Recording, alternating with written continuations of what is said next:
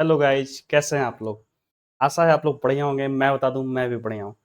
तो जैसा कि हमने पिछले क्लास में देखा था, chapter 1 accounts, introduction to the accounting का हम लोगों ने एक क्विक ओवरव्यू लिया था कि इस चैप्टर में हम लोग क्या क्या पढ़ने वाले हैं। ठीक है, आज हम लोग स्टार्ट करेंगे chapter number 1, introduction to accounting से। ठीक है, सबसे पहले इसमें हम लोग इंट्रोडक्शन पार्ट को देखेंगे कि अकाउंटिंग का इंट्रोडक्शन पार्ट में क्या हम लोग को सीखना है। देखिए क्या है कि बहुत सालों तक ऐसा होता आया कि अकाउंटिंग जो है आपका कहीं न कहीं बहुत ही छोटे स्तर तक लिमिट रह गया। ठीक है?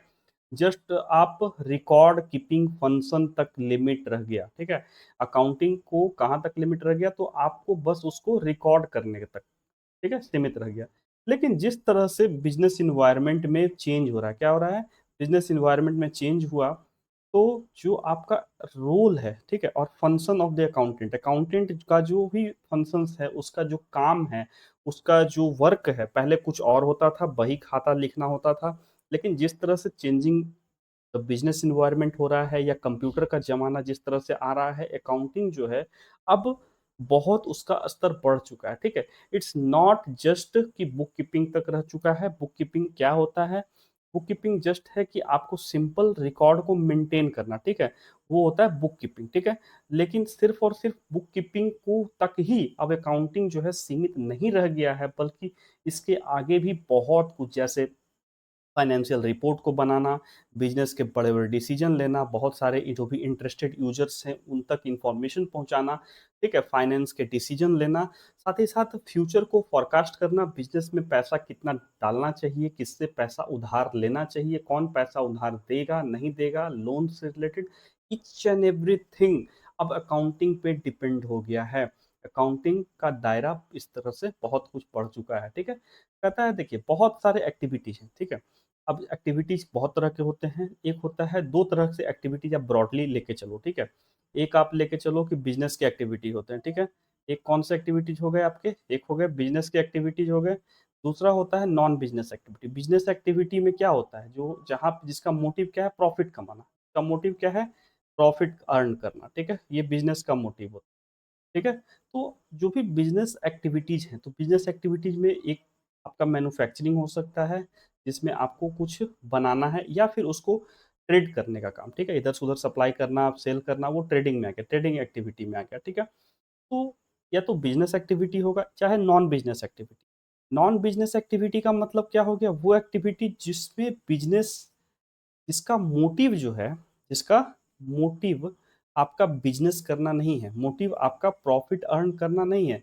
मतलब ये प्रॉफ़िट अर्न करना, यहाँ पे बिज़नेस का मोटिव प्रॉफ़िट अर्न करना, लेकिन यही चीज़ अगर आप यहाँ पे आ जाओ नॉन बिज़नेस एक्टिविटी में, तो नॉन बिज़नेस एक्टिविटी का मोटिव जो है प्रॉफ़िट अर्न करना नहीं होता है। इसका अर्न मतलब इसका मोटिव होता है जस्ट टू फुलफिल, जैसे आप स्कूल चला रहे हैं, ठीक है? तो स्कूल चला रहे हैं, स्कूल हो सकता है चैरिटी के लिए चलाएँ, कॉलेजेस हो गया, हॉस्पिटल्स बहुत सारे चलते हैं, ठीक है?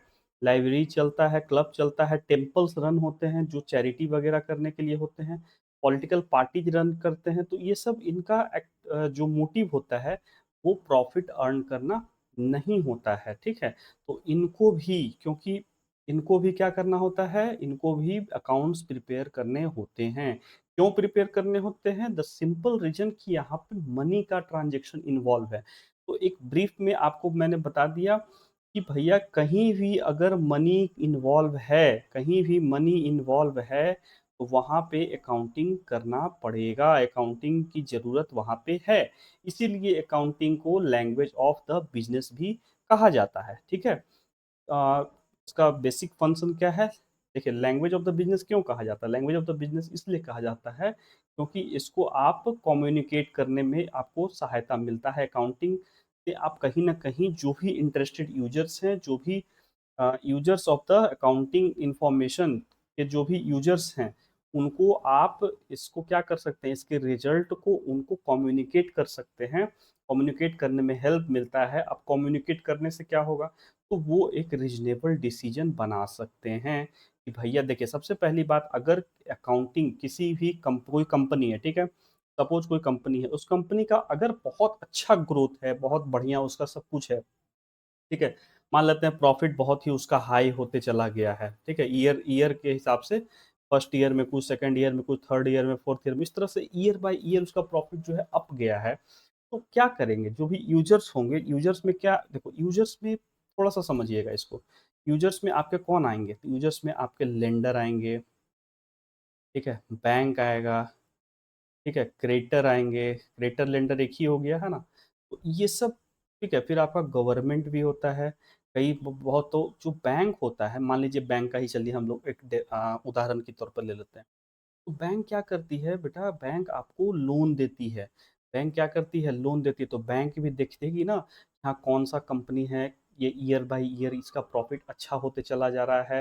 तो भैया जब इसका प्रॉफिट अच्छा हो रहा है तो फ्यूचर में ये मुझे बहुत अच्छा अर्न करके दे सकती है।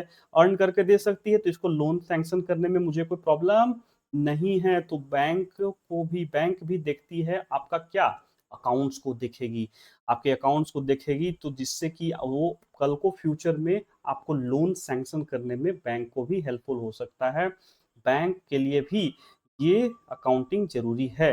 तो इस तरह से हमने इंट्रोडक्शन टू द अकाउंटिंग को देखा। सिंपल सा है कि अकाउंटिंग पहले जस्ट एक रिकॉर्ड कीपिंग फंक्शन के तौर पे होता था, लेकिन जिस तरह से बिजनेस का ग्रोथ कर रहा है, बिजनेस इन्वायरमेंट चेंज हो रहा है, तो अकाउंटिंग जो है अब बस रिकॉर्ड कीपिंग तक ही सीमित नहीं रह गया है, बल्कि फाइनेंशियल डिसीजन को बनाने में, फाइनेंशियल रिपोर्ट्स को बनाने में ज़रूरी होता है, ठीक है? अकाउंटिंग आपका वहाँ ज़रूरी होता है जहाँ मनी का ट्रांज़ैक्शन इन्वॉल्व है। जहाँ-जहाँ मनी का ट्रांज़ैक्शन इन्वॉल्व है, आपको वहाँ पे अकाउंटिंग करने की आवश्यकता है। इसलिए अकाउंटिंग को लैंग्वेज ऑफ बिज़नेस भी कहा जाता है। और अकाउंटिंग क्या करता है, जो भी इंटरेस्टेड यूज़र्स हैं, जो भी आपके बिज़नेस में यूज़र्स हैं, चाहे वो कोई भी हैं, लेंडर हैं, बैंकर हैं, क्रेडिटर हैं, गवर्नमेंट है, और भी बहुत सारे यूज़र्स होते हैं, ठीक है? तो उनको जो है यूज़फुल इन्फॉर्मेशन प्रोवाइड करेगा, ताकि वो एक अच्छा डिसीजन ले सकें अपने हिसाब से कि भैया उस कंपनी के लिए वो जो भी सोच रहे हैं वो बेनिफिशियल है कि नहीं। तो अकाउंटिंग कहीं ना कहीं ये सब ओवरऑल हेल्पफुल होता है। अब आइए दूसरा टॉपिक में हम लोग आते हैं, ठीक है। दूसरा टॉपिक है आपका नीड फॉर अकाउंटिंग। देखिए, अकाउंटिंग की जरूरत क्यों पड़ी, ठीक है। बहुत ही गहरा ये सवाल उठता है कि अकाउंटिंग की जरूरत आखिर पड़ी क्यों। देखिए, कहीं न कहीं एक छोटे से बात को अगर हम लेके चलें, जब भी कोई बिज़नेस करता है, तो बिज़नेस करता है तो वो कहीं न कहीं क्या देखेगा? वो हर साल कोई भी बंदा क्या करता है, एनालाइज़ करने का प्रयास करता है कि उसने क्या कैपिटल, कितना कैपिटल उसने बिज़नेस में लगाया, कितना कैपिटल लगाया, कितना उसने कर्ज़ लिया, कितना उसको मतलब फ़ायदा हुआ, कितना वो किसी को उसको पे करना है, ये सारी चीज़ें उसको जाननी होती है। क्योंकि देखिए, कोई भी बिज़नेस जो है, वो सिर्फ़ और सिर्फ़ ओनर के पैसे से नहीं चलती है। कहीं न कहीं उसमें कर्ज़ लिया जाता है, उसमें कुछ पेमेंट करना होता है, क्रेडिटर होते हैं, मतलब है ना? सप्लायर होते हैं, परचेज़र होते हैं, सेलर होता है, हर तरह के बहुत सारे पार्टीज़ होते हैं। तो अकाउंटिंग की ज़रूरत है ताकि आपको ये सब कुछ पता चल सके। तो आपको देखिए बोला गया है कितना कैपिटल आपको इन्वेस्ट किया, आपने करा बिज़नेस में, वो आपको पता चल सकता है। कितना पैसा पे करने के लिए आप लायबल हैं, आपको वो पता चल सकता है। कितना आपने owed to them and owed by them, देखिए 2 वर्ड आ रहा है यहाँ पे। और इसको मैंने आगे भी आपको बहुत अच्छे से समझा रखा है कि ओड टू देम क्या होता है, ओड बाय व्हॉम क्या होता है, ठीक है? तो इसको समझते हैं। देखिए, ये वर्ड मैं इसको स्पेसिफ़ाई मैंने इसलिए किया है 2 अलग-अलग लाइनों में, क्योंकि आगे जब आप पढ़ेंगे तो ये आपको बार-बार आएगा, ठीक है? अकाउंट्स में ये बार-बार आएँगे कि ओड टू देम का मतलब क्या होता है, ओड बाय व्हॉम का मतलब क्या होता है। देखिए, अगर आपको देखें ओड टू देम का मतलब ये होता है कि जो कर्ज़ एक तरह से देता है, ठीक है? मतलब कि जो रिसीव करेगा, रिसीव कौन करेगा? जो देगा। अगर आप अब आज दे रहे हो तो कल रिसीव करोगे, है ना? और ओड बाय whom का मतलब कौन हो गया? जो रिस्पॉन्सिबल है डेट को पे करने के लिए। सपोज आप इसको इस तरह से समझो कि ए एक पार्टी है, बी एक पार्टी है, ठीक है? ए ने बी को क्या दिया? कर्ज दिया। ए ने बी को क्या दिया? कर्ज दिया। ए ने दिया बी को, तो बी कौन हो गया? बी वो पार्टी हो गया जिसको कर्ज मिला, मतलब कि फ्यूचर में ये लायबल होंगे पे करने के लिए। तो ये हो गया ओड बाय whom, ठीक है? Owed by whom। और ए वो पार्टी हो गया जो कर्ज को क्या कर रहा है, हाँ, वो अभी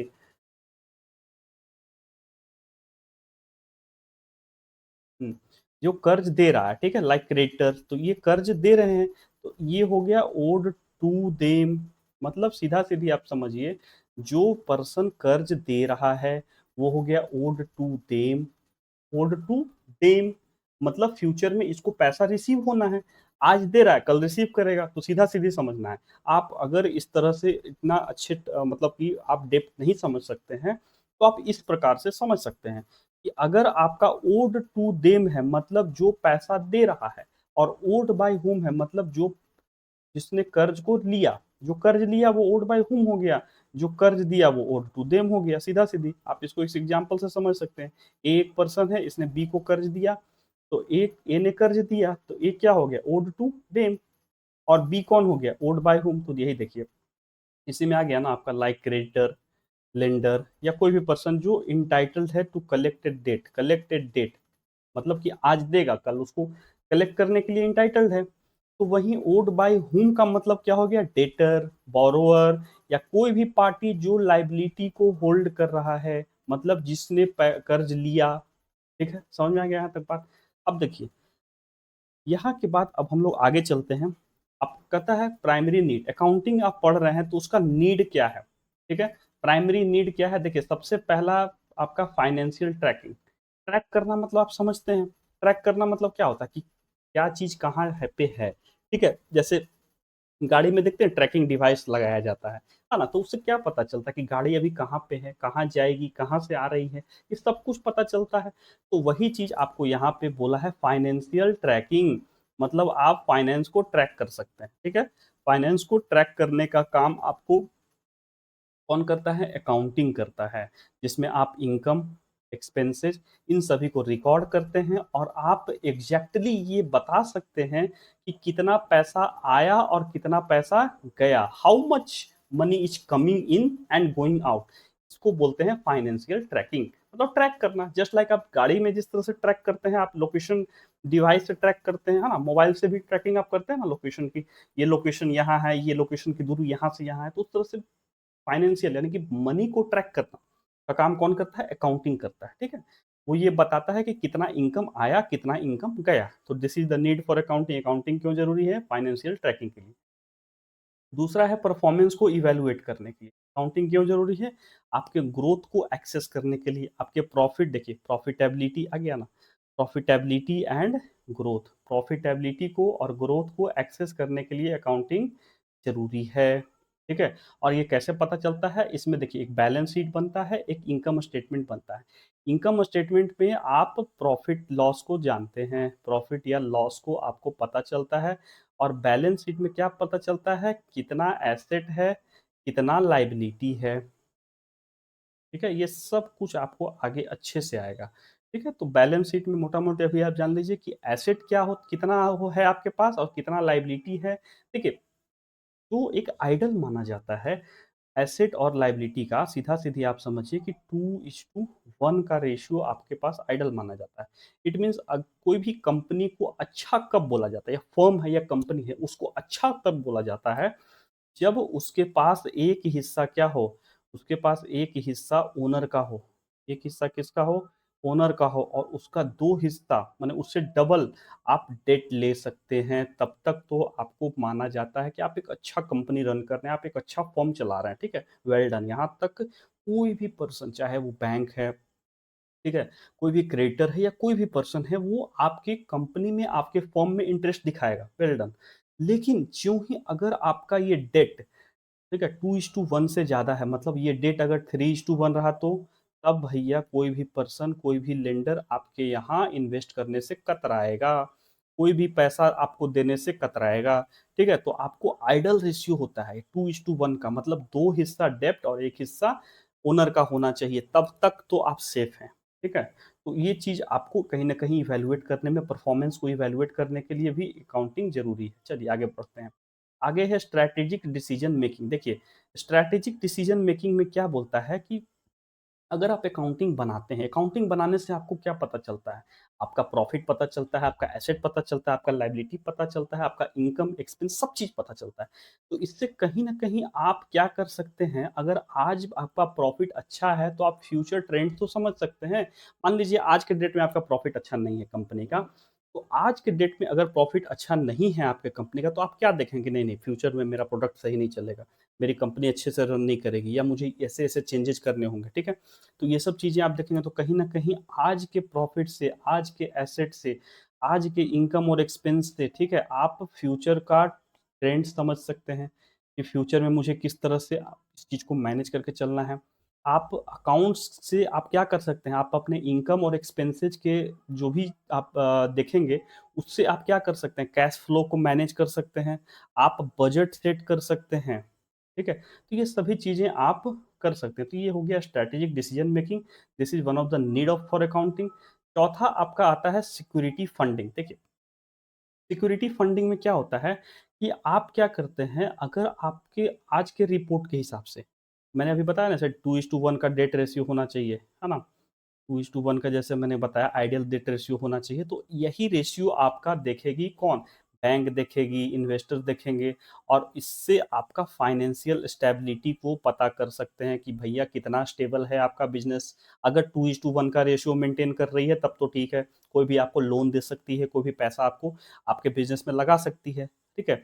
लेकिन अगर ये रेशियो 2:1 से ऊपर जाता है, मान लेते हैं 3:1 चला गया, 4:1 चला गया, 5:1 चला गया, इस तरह से रेशियो अगर चला गया, मतलब डबल से ज़्यादा, अगर ये 6:3 है तो भी डबल है ना? मतलब कि 2:1 ही हुआ, 6:3 है तो, ठीक है? तो आइडल रेशियो आपका 2:1 होना चाहिए। इतना है तब तो भैया कोई भी बैंक, कोई भी इन्वेस्टर, कोई भी पार्टी जो आउटसाइडर पार्टी है वो फंडिंग करेगी। अगर ये चीज़ें नहीं हैं, तो वो भैया लोन अप्रूव करने से पहले चीज़ें को सोचेगी कि भैया मुझे करना चाहिए या नहीं करना चाहिए। ठीक है? इन चीज़ों के लिए अकाउंटिंग ज़रूरी है। अगला देखिए है फ्रॉड को प्रिवेंट करने का काम करती है अकाउंटिंग। अगर आपके पास अब सही तरह से अगर अकाउंटिंग हो रहा है, तो सबसे अति बड़ी चीज़ क्या है कि आपके पास पता चल सकता है कि क्या बैलेंस मेरे पास बचा है। मेरे को क्या सही से प्रॉफ़िट आया, क्या लॉस आया, क्या इनकम है, क्या एक्सपेंसेस है, कहीं न कहीं आप क्या कर सकते हैं, जो भी थेफ़्ट है और एरर है, सॉरी, थेफ़्ट है और एरर है, इसको आप कंट्रोल कर सकते हैं। इसको क्या कर सकते हैं, इसको आप कंट्रोल कर सकते हैं। थेफ़्ट एंड एरर को कंट्रोल कर सकते हैं। मान लीजिए कि 10 लाख का आपका सेल है, 10 लाख का क्या है, सेल है, लेकिन आपको बताया गया कि भैया 8 लाख का ही सेल हुआ है। आपको बता दिया गया, ऐसे ही थोड़ा बहुत वाउचर वगैरह दिखा के आपको बोल दिया गया कि 8 लाख का सेल हुआ है। तो अगर आप अकाउंटिंग आपके पास रहेगी, आपके पास अकाउंटिंग का सारा डाटा रहेगा, तो आप उसमें जान सकते हैं कितना का सामान आया, कितना का सामान गया, कितना खर्चा हुआ, कितना इनकम हुआ, वगैरह-वगैरह सब कुछ आप इस तरह से एनालाइज़ कर सकते हैं। तो कहीं न कहीं जो भी अगर कोई थेफ़्ट करने की, गबन करने की, पैसा को इधर-उधर करने का प्रयास कर रहा है या कुछ भी एरर दिखाने की कोशिश की जा रही है, तो उसको आप कहीं न कहीं चेक कर सकते हैं, उसको आप कंट्रोल कर सकते हैं। तो ये था आपका नीड फॉर अकाउंटिंग। अकाउंटिंग ज़रूरत क्यों है? तो प्राइमरी नीड आपका है ताकि आप फाइनेंशियल ट्रैकिंग कर सकें, ठीक है? परफॉर्मेंस को इवैल्यूएट कर सकें, स्ट्रैटेजिक डिसीजन मेकिंग ले सकें, सिक्योरिटी फंडिंग कर सकें, फ्रॉड को प्रिवेंट कर सकें, फ्रॉड को रोक सकें। ये सब आपकी अकाउंटिंग की ज़रूरत है। अब देखिए, ठीक है? यहाँ तक हम लोग समझ लिए, 2 टॉपिक हम लोगों ने समझा। एक हमने समझा कि इंट्रोडक्शन पार्ट हमने देखा अकाउंटिंग में, दूसरा हमने देखा नीड फॉर अकाउंटिंग, अकाउंटिंग की ज़रूरत क्यों है, ठीक है? चलिए आगे बढ़ते हैं। आगे है आपका मीनिंग ऑफ अकाउंटिंग। देखिए, अकाउंट यहाँ तक अगर आप पढ़ लिए हैं, ठीक है, मेरे से, तो मैं चाहता हूँ कि आप एक बार पॉज़ करें, वापस से आप इसको देखें और एक बार ना खुद से अकाउंटिंग का एक डेफिनेशन को आप अपने आप से बनाएँ। अकाउंटिंग क्यों ज़रूरी है? हाँ, अकाउंटिंग ज़रूरी है रिकॉर्ड कीपिंग करने के लिए। Yes, accounting is for record keeping, it's useful for financial report making, मतलब कुछ भी आप अपने हिसाब से 2 लाइन कम से कम अकाउंटिंग पे लिखें। मैं उसके बाद ही चाहूँगा कि आप इसके आगे का वीडियो देखें, तो आपके लिए यूज़फुल होगा। देखिए, थ्योरी पार्ट का मतलब ये नहीं है कि आप इसको धड़ाधड़ देख लें। ठीक है? क्यों भाई मुझे एग्ज़ाम पास करनी है, नहीं। आप थ्योरी पार्ट थोड़ा-सा क्या होता है ना कि आपको इन डेप्थ थोड़ा-सा समझना चाहिए, कि इसमें क्या चीज़ें हैं, कैसे आई है, नहीं आई है। एक-एक चीज़ को अगर आप समझते हैं, एनालाइज़ करते हैं, तो वो कहीं न कहीं आपको बहुत ही अच्छा रिज़ल्ट देता है, आपके आईक्यू को भी टेस्ट करने का काम करता है। तो अगर आप ये 2 टॉपिक देख लिए हैं, introduction to the accounting and need for accounting, ठीक है? तो मैं चाहूँगा कि इसके बाद तो भाई आप कम से कम 2 लाइन अपने से लिखें।